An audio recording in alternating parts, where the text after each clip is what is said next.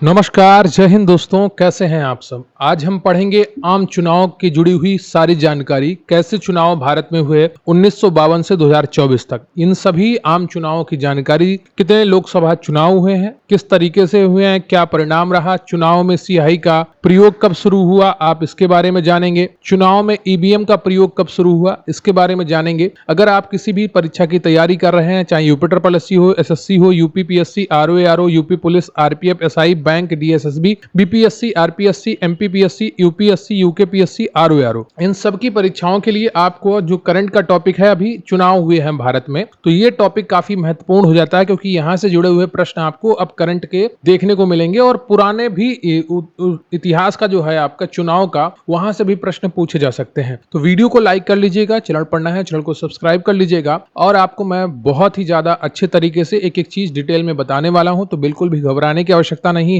बहुत ही कम समय में बहुत ही संक्षिप्त तरीके से टू द पॉइंट चीजें आपको बताऊंगा। तो चलिए शुरू करते हैं आज का ये बेहतरीन टॉपिक, आम चुनाव 1952 से लेकर 2024 तक।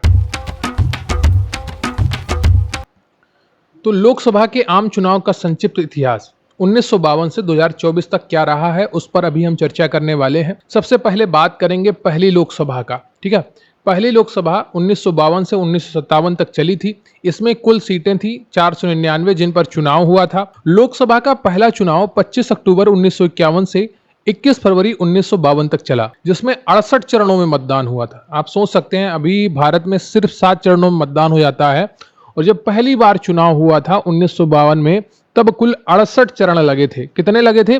68 चरण। अभी इस बार हम लोग को 7 चरण बहुत ही ज्यादा लगे कि इतना लंबा चल गया चुनाव, लेकिन जो 1952 से 1957 के बीच का समय था, उसमें 68 चरणों में मतदान हुआ था। हिमाचल प्रदेश की चीनी और पांगी तहसीलों में सबसे पहले मत डाले गए थे। तो हिमाचल प्रदेश की जो चीनी और पांगी तहसीलें थी, वहां पर सबसे पहले मत डाले गए थे। कांग्रेस पार्टी को इसमें 364 सीटों के साथ विजय हुई थी, क्योंकि आजादी से पहले काफी पुरानी पार्टी बनकर रही थी कांग्रेस, और वही आजादी के बाद देश की चुनाव लड़ी।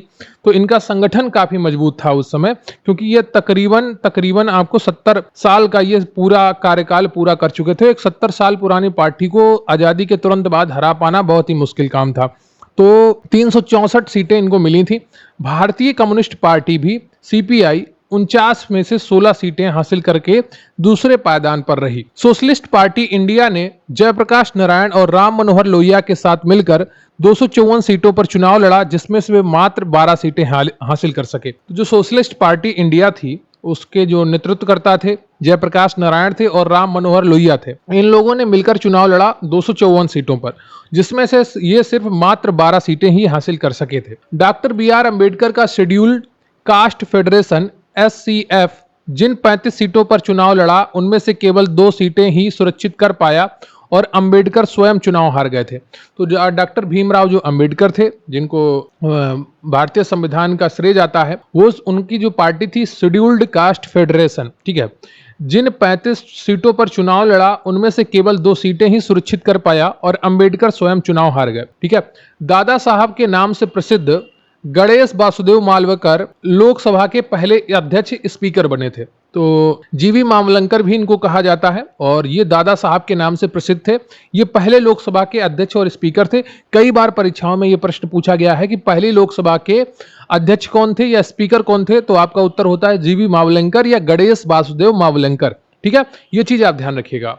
अब चलिए बात करते हैं दूसरी लोकसभा। दूसरी लोकसभा 1957 से 1962 तक चली थी। कब तक चली थी?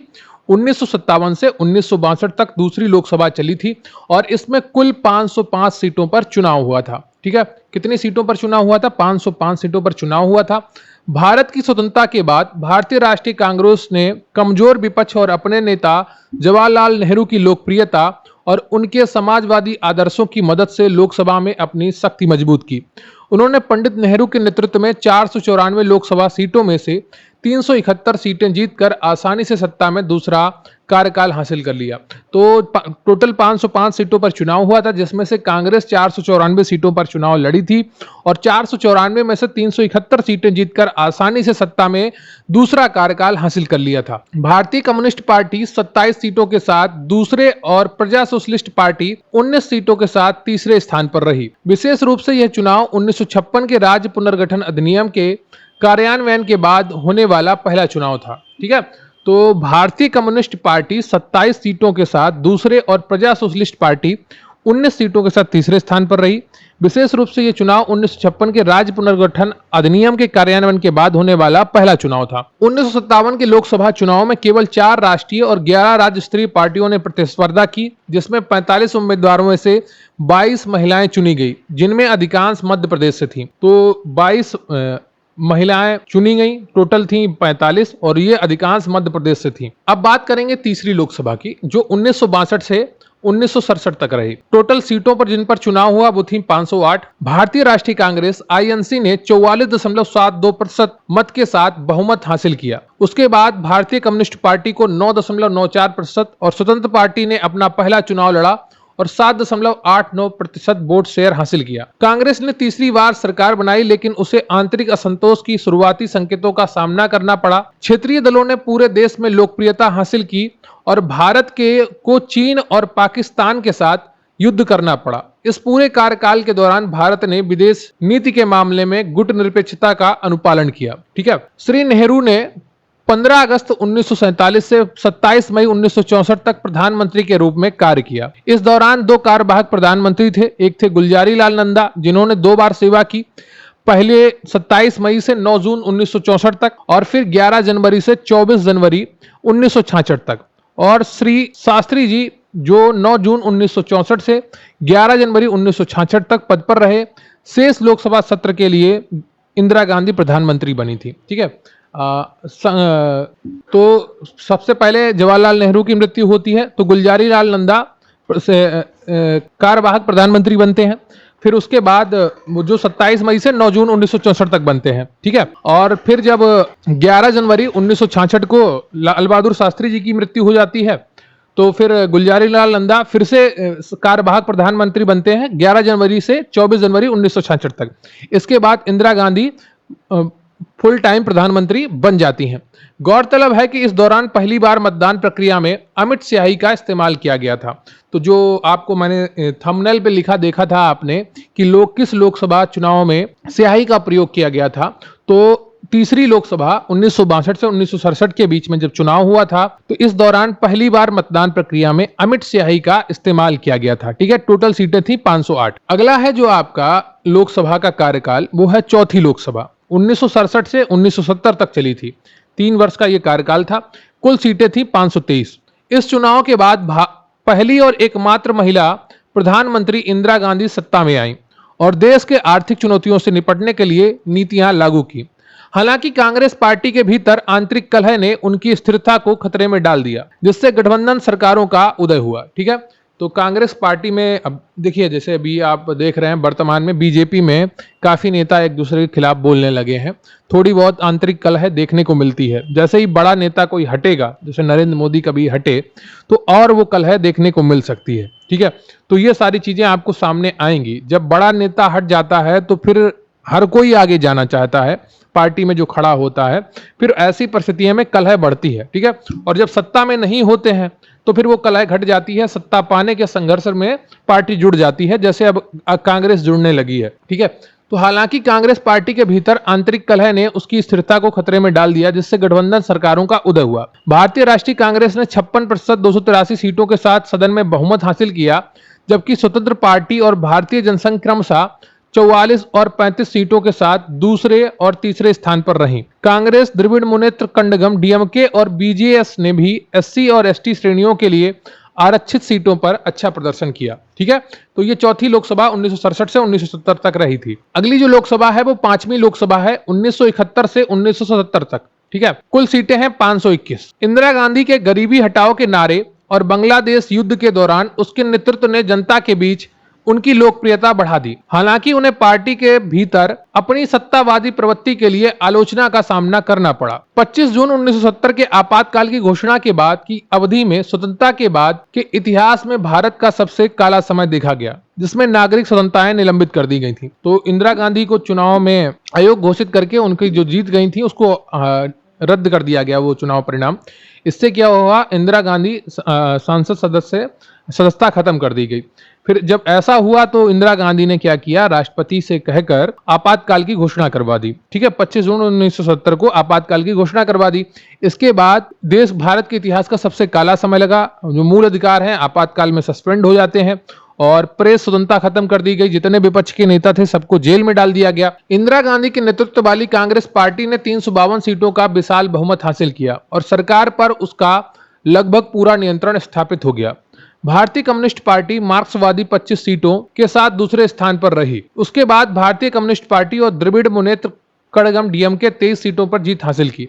लगभग 48% मतदाता महिलाएं थीं, जिनमें महिला मतदाताओं का प्रतिशत सबसे अधिक तमिलनाडु के श्रीपेर बंदूर में दर्ज किया गया। अगली जो लोकसभा है वो छठी लोकसभा है और ये भी बहुत ही कम समय के लिए चली, 1970 से 1980 तक। कुल सीटें 544 थीं। जनता पार्टी के मोरारजी देसाई ने 81 साल की उम्र में भारत के पहले गैर कांग्रेसी प्रधानमंत्री बने। 1970 के आम चुनाव में कांग्रेस पार्टी में एक महत्वपूर्ण उलटफेर हुआ, क्योंकि यह भारतीय इतिहास में पहली बार बहुमत हासिल करने में विफल रही। ठीक है, तो आजादी के बाद 1970 में पहली बार ऐसा हुआ कि कांग्रेस को बहुमत नहीं मिला और पहली बार गैर कांग्रेसी प्रधानमंत्री के रूप में मोरारजी देसाई 81 साल की उम्र में भारत के प्रधानमंत्री बने।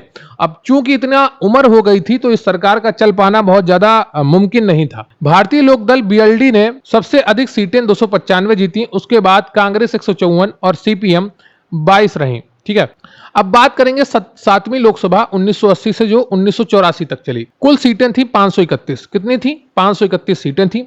जनवरी 1980 में भारतीय राष्ट्रीय कांग्रेस ने 353 सीटों का दावा करते हुए सबसे कम सीटों पर चुनाव जीता। जनता पार्टी एस और भारतीय कम्युनिस्ट पार्टी मार्क्सवादी ने क्रमशः 41 और 37 सीटें जीती। इन चुनावों के बाद सरकार के लिए चुनौतियों का दौर शुरू हुआ, जिसमें बेरोजगारी, श्रमिक विरोध और पंजाब में बढ़ता उग्रवाद शामिल था। इस अवधि के दौरान पंजाब में अलगाववादी आंदोलन ने सरकार के लिए एक महत्वपूर्ण चुनौती पेश की। अकालियों ने पंजाब के लिए स्वायत्तता और अलग क्षेत्रों की मांग की। उग्रवादियों के साथ बातचीत के बावजूद श्रीमती गांधी ने सेना को ऑपरेशन ब्लू स्टार शुरू करने का आदेश दिया। इस ऑपरेशन में स्वर्ण मंदिर और अन्य धार्मिक स्थलों पर हमला हुआ। दुर्भाग्य से इसके कारण 31 अक्टूबर 1984 को उनके सिख अंगरक्षकों द्वारा हत्या कर दी गई। तो इंदिरा गांधी के जो सिख अंगरक्षक थे उन्होंने ही इंदिरा गांधी पर ताबड़तोड़ गोलियां बरसा दी थी और इंदिरा गांधी को आगाह भी किया गया था कि जो आपके अंगरक्षक हैं वो आप पर हमला कर सकते हैं, लेकिन इंदिरा गांधी ने उसको सीरियसली नहीं लिया और उन पर फिर 31 अक्टूबर 1984 को हमला हुआ और उनकी फिर मृत्यु हो गई थी। ठीक है, अगली जो लोकसभा है वो 8वीं लोकसभा है, 1984 से 1989 तक चली। कुल सीटें थी 516। राजीव गांधी द्वारा कांग्रेस पार्टी के संगठनात्मक स्तर पर आमूलचूल परिवर्तन किया गया और एनटी द्वारा आंध्र प्रदेश के राजनीतिक परिदृश्य का नया आकार दिया गया। इस समय के दौरान भारतीय जनता पार्टी भाजपा ने राजनीति में अपनी पहली उपस्थिति दर्ज की और तेलुगु देशम पार्टी टीडीपी ने एनटी के साथ अपार लोकप्रियता हासिल की। उस समय रामाराव शीर्ष नेताओं में से एक थे। जीती गई सीटों के मामले में कांग्रेस पार्टी ने रिकॉर्ड 414 सीटें हासिल की। उसके बाद टीडीपी को 30 और सीपीएम को 22 सीटें मिली। भाजपा ने 2 सीटें जीती और एक गुजरात में और दूसरी आंध्र प्रदेश जो अब तेलंगाना में है। अगली लोकसभा है 9वीं लोकसभा, 1989 से 1991 तक ये चली थी। कुल सीटें थी 531 जिस पर चुनाव लड़ा गया। नेशनल फ्रंट गठबंधन ने पहली बार निचले सदन में बहुमत दल के बिना सरकार बनाई। तब जनता दल के बीपी सिंह ने प्रधानमंत्री पद की शपथ ली थी। इस दौरान जाति आधारित आरक्षण और राम जन्मभूमि आंदोलन के विरोध के साथ मंडल और मंदिर की राजनीति का कारण पूरे देश में अशांति फैलाई गई। ठीक है, तो मंडल और कमंडल भी कहा जाता है, यहाँ पर मंडल और मंदिर लिखा है। पूरे देश में अशांति फैल गई थी। 1984 के चुनाव में कांग्रेस को करारी हार का सामना करना पड़ा और उसे अपनी कुल सीटों में से आधी से भी कम सीटें मिली। जनता दल को 143 सीटें मिली, जबकि भारतीय जनता पार्टी उसके बाद दूसरे स्थान पर रही। भाजपा को सबसे अधिक फायदा हुआ और उसके सांसदों की संख्या 2 से बढ़कर 85 पहुंच गई। ठीक है, तो 89 में 2 थे और फिर अगला जो चुनाव हुआ वहां पर वो 85 पहुंच गए। ठीक है, तो 9वीं लोकसभा 1989 से 1991 तक चली थी। अगला प्रश्न है, अगली जो लोकसभा है आपकी वो 10वीं लोकसभा है जो 1991 से 1996 तक चली, जिसने अपना पूरा कार्यकाल पूरा किया। कुल सीटें थी 508 जिस पर चुनाव हुआ। 1990 के दशक में भारत में महत्वपूर्ण परिवर्तन देखने को मिले। नरसिम्हा राव की आर्थिक नीतियों ने देश की अर्थव्यवस्था को उदार बनाया। उदार यानी कि लिबरल। ठीक है, निवेश को, विदेशी निवेश को अलाउ किया। हालांकि बाबरी मस्जिद विध्वंस और मंडल आयोग की रिपोर्ट के कारण हिंसक ध्रुवीकरण हुआ।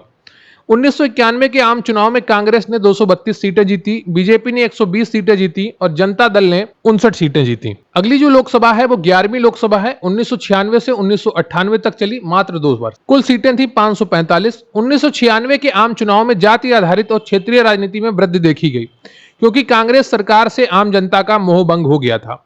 जब सेंट्रल पर जो कोई नेता है वो देश को एक सही से जोड़ नहीं पाता है, एक विचार नहीं दे पाता है, तो फिर क्षेत्रीय दलों के पास ये ताकत हो जाती है कि वो जो जनता है अपने राज्य की, उसको भाषा के आधार पर, उसको जाति के आधार पर, उसका धर्म के आधार पर ध्रुवीकरण कर सके। जनता दल नेताओं के नेतृत्व वाली संयुक्त मोर्चा सरकार भ्रष्टाचार, घोटालों और गठबंधन अस्थिरता से घिरी हुई थी। भारतीय जनता पार्टी भाजपा 101 सीटों के साथ सबसे बड़ी पार्टी बनी। उसके बाद कांग्रेस 140 सीटों के साथ दूसरे स्थान पर रही और जनता दल 46 सीटों के साथ तीसरा स्थान प्राप्त किया। ठीक है, तो 11वीं लोकसभा 1996 से 1998 तक ये रहा। वीडियो को लाइक कर लीजिएगा, चैनल पर नए हैं चैनल को सब्सक्राइब कर लीजिएगा। अब बात करेंगे 12वीं लोकसभा की, जो 1998 से 1999 तक रही। मात्र 1 वर्ष का लगभग कार्यकाल रहा और यहां पर कुल सीटें जिन पर चुनाव हुआ वो 545 थी। गठबंधन के भीतर राजनीतिक अस्थिरता के कारण प्रतिनिधि सभा का अब तक का सबसे छोटा सत्र था। अटल बिहारी वाजपेयी के नेतृत्व में भारतीय जनता पार्टी को राष्ट्रीय स्तर पर वृद्धि हासिल करने की मदद की। चुनावों में भाजपा ने सबसे अधिक सीटें 182 जीती। उसके बाद भारतीय राष्ट्रीय कांग्रेस ने 141 सीटों के साथ और भारतीय कम्युनिस्ट पार्टी मार्क्सवादी ने 32 सीटों के साथ जीत हासिल की। भाजपा के नेतृत्व वाले एनडीए ने सरकार बनाई और मार्च 1998 में वाजपेयी ने दूसरी बार प्रधानमंत्री के रूप में शपथ ली और 13 महीने तक सेवा की। तो यहाँ पर 13 महीने तक इन्होंने सरकार चलाई थी, किसने? अटल बिहारी वाजपेयी ने। ठीक है, अगली जो लोकसभा थी वो 13वीं लोकसभा थी जो 1999 से 2004 तक चली। कुल सीटें थी 545। 1999 के भारतीय आम चुनाव में 5 सितंबर से 3 अक्टूबर 1999 के बीच 5 चरण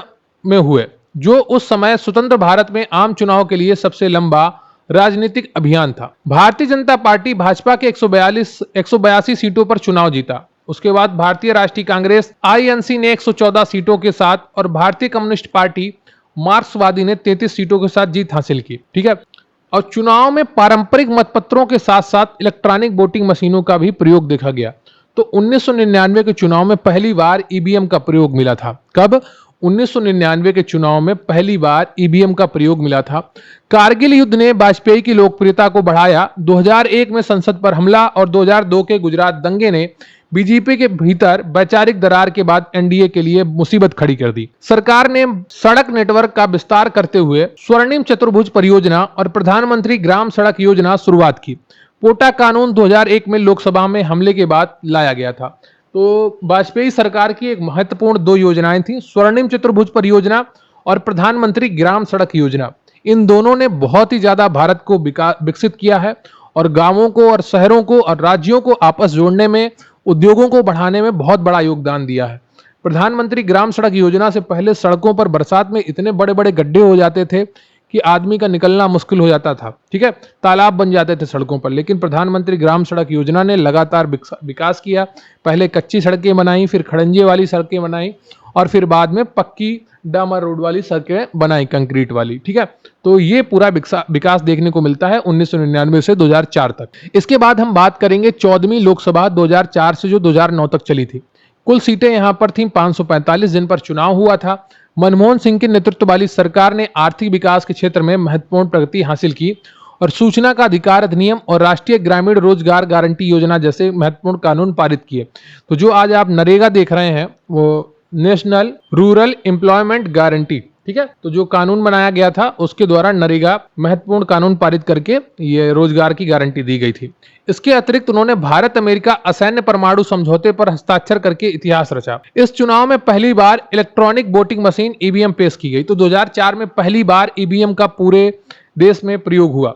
चुनाव आयोग ने देश भर में 10 लाख ईवीएम वितरित किए। छत्तीसगढ़, उत्तराखंड और झारखंड राज्यों में पहला चुनाव हुआ।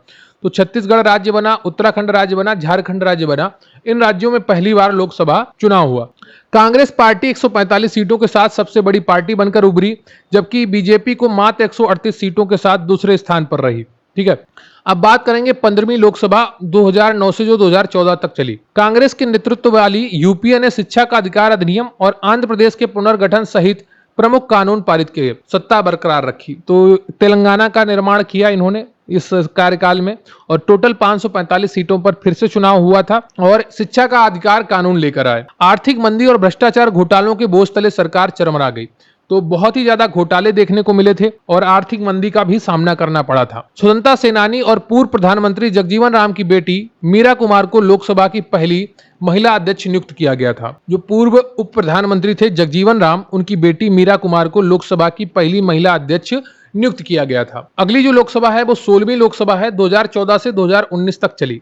इसमें भी कुल 545 सीटों पर चुनाव हुआ था। भारत ने कांग्रेस की जड़ता और भ्रष्टाचार को चुनौती देते हुए अच्छे दिन के वादे के साथ जीत हासिल की। जीएसटी, नोटबंदी, डिजिटल इंडिया और स्वच्छ भारत अभियान जैसी नीतियां पेश की गईं। नोटा का विकल्प पहली बार प्रस्तुत किया गया। बीजेपी ने 282 सीटें जीती, कांग्रेस ने 37 सीटें जीती। सुमित्रा महाजन को लोकसभा का अध्यक्ष चुना गया। ठीक है। तो सुमित्रा महाजन जो एमपी से आती हैं, उनको लोकसभा का अध्यक्ष चुना गया। बीजेपी ने इस चुनाव में 282 सीटें जीती थी और कांग्रेस को इतिहास में सबसे कम सीटें इसी चुनाव में मिली थी, वो 37 सीटें थी। ठीक है। इसके बाद हम बात करते हैं 17वीं लोकसभा चुनाव की, जो 2019 से 2024 तक चली थी। कुल सीटें 545 थी। नरेंद्र मोदी के नेतृत्व वाली भाजपा सरकार ने दुनिया में हुए अब तक के सबसे बड़े चुनाव में 350 सीटें जीतकर सत्ता हासिल की। 11 अप्रैल से देखिए यहां पर 303 सीटें इस चुनाव में बीजेपी को मिली थी, ये बात आप ध्यान रखिएगा। ठीक है। और 353 सीटें इनके गठबंधन को मिली थी, जो बाद में गठबंधन टूट गया। उद्धव ठाकरे की पार्टी अलग हो गई थी, फिर कम हो गया था, लेकिन बाहर से इनको सपोर्ट बहुत मिल रहा था। राष्ट्रीय सुरक्षा, कोविड-19 महामारी, किसानों की अशांति, सांप्रदायिक झड़पें, सीए विरोध और अनुच्छेद 370 को निरस्त करना इस विभाजनकारी अवधि के कुछ अंतर्निहित धाराएं थीं। ठीक है। इस वर्ष पहली बार ईवीएम को मतदाता सत्यापन पेपर ऑडिट ट्रेल बीबीपीएट से द्वारा 100% जोड़ा गया। ठीक है। तो बीबीपीएट जो होता है, बीबीपैट जिसको कहते हैं, उसको जोड़ा गया। बीबीपैट से क्या होता है, एक पर्ची निकलती है, आपको वो बगल में बोर्ड में दिखती होगी, अगर आपने देखा होगा। उसको 100% जोड़ा गया और 11 अप्रैल से 23 मई तक 7 चरणों में चुनाव हुआ था और पहली बार 68 चरणों में चुनाव हुआ था, जो पहली लोकसभा थी। तो ये याद रखिए कि हम भारत कितना आगे आया और सिर्फ 7 चरणों में चुनाव हुआ। अगली जो लोकसभा है वो है 18वीं लोकसभा, जो 2024 से 2029 तक चल सकती है। देखना होगा, क्योंकि किसी भी पार्टी के पास पूर्ण बहुमत अभी नहीं है। बीजेपी 240 सीटों पर है, क्या उसको पूर्ण बहुमत मिल पाए, पूरी सरकार वो चला पाएगी? क्या नरेंद्र मोदी अंत तक प्रधानमंत्री बने रहेंगे? ये तो भविष्य ही बताएगा कि क्या होगा, वो तो किसी को नहीं पता है। लेकिन वर्तमान में बीजेपी की सरकार, एनडीए की सरकार पूर्ण बहुमत के साथ सत्ता में है। ठीक है। वीडियो को लाइक कर लीजिएगा, चैनल पर नया है चैनल को सब्सक्राइब कर लीजिएगा। आपके मन में कोई डाउट हो, कोई प्रश्न हो, कमेंट करके बताइएगा। और हमारा ये वीडियो कैसा लगा आपको, जिसमें आपने आम चुनावों को कवर किया 1952 से 2024 तक। चुनाव में स्याही का प्रयोग कब शुरू हुआ, मैंने आपको बताया 3री लोकसभा में।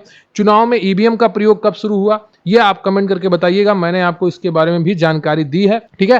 तो वीडियो को लाइक कर लीजिएगा, चैनल पर नया है चैनल को सब्सक्राइब कर लीजिएगा और अपने दोस्तों के साथ भी इस वीडियो को शेयर करिएगा। तो थैंक यू वेरी मच, बहुत बहुत धन्यवाद आपका।